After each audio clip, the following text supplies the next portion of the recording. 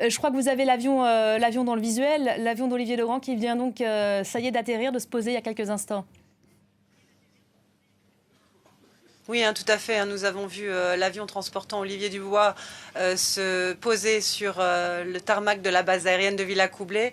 Il a maintenant ralenti de façon à pouvoir se mettre devant le hangar où nous attendons tous, donc son arrivée au premier rang desquels Christophe Deloire, le président de Reporters sans frontières, qui se trouve tout à proximité, le président de Reporters sans frontières qui s'est mobilisé tout au long de cette captivité pendant 711 jours pour organiser des manifestations, pour faire signer des pétitions, pour viser à ce qu'Olivier Dubois ne soit pas oublié. Le président de la République, Emmanuel Macron, également devrait apparaître à l'écran d'ici très peu de temps. Il doit accueillir Olivier Dubois accompagné de sa demi-sœur et de son père pour venir donc l'accueillir au pied de l'avion juste derrière moi, donc qui arrive juste derrière moi, je peux l'entendre.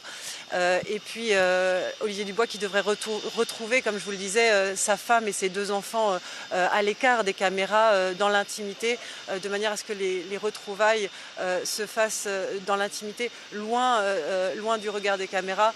Voilà, j'entends l'avion d'Olivier Dubois se rapprocher de nous. Vous le voyez peut-être déjà dans vos écrans.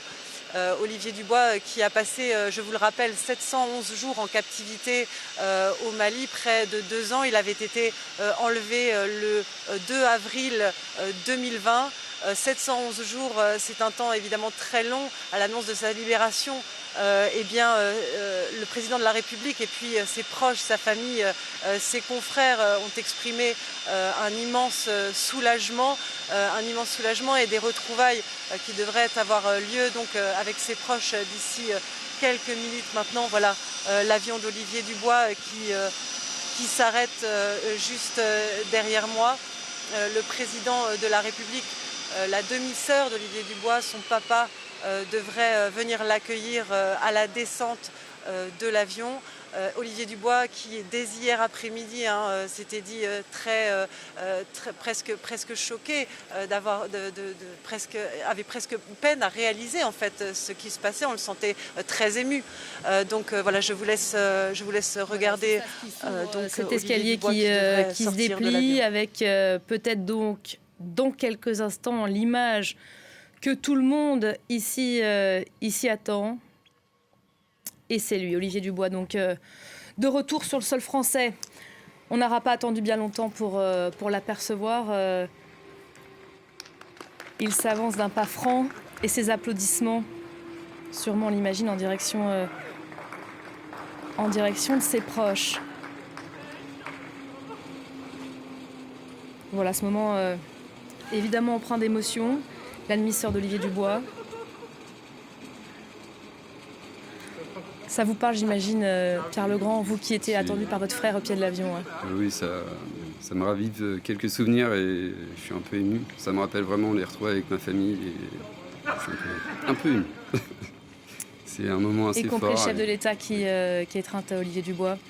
Oui, son papa, sa demi-sœur. Armelle, ça c'est une séquence qu'on attend depuis presque 2 ans. Nous qui ici à France 24 avons chaque mois une pensée renouvelée pour Olivier Dubois, journaliste français, l'un de nos confrères.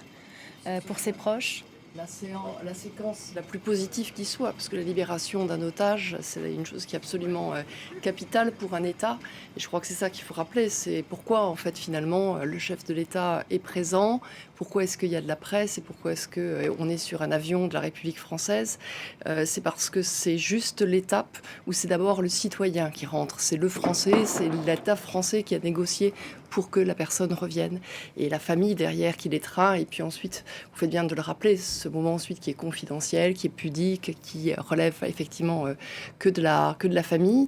Mais là, le chef de l'État, il est effectivement dans un rôle important parce que c'est lui derrière, qui est derrière les négociations, qui va savoir quand est-ce qu'il faut les relancer, qui va savoir donner des impulsions.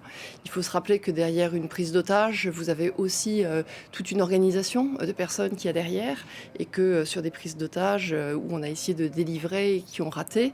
Ça a coûté la vie aussi. On pense qu'il y a eu 2 forces spéciales, par exemple, qui ont été tuées quand elles sont intervenues dans le nord du Bénin pour sauver des touristes français qui avaient été pris effectivement en otage là-bas.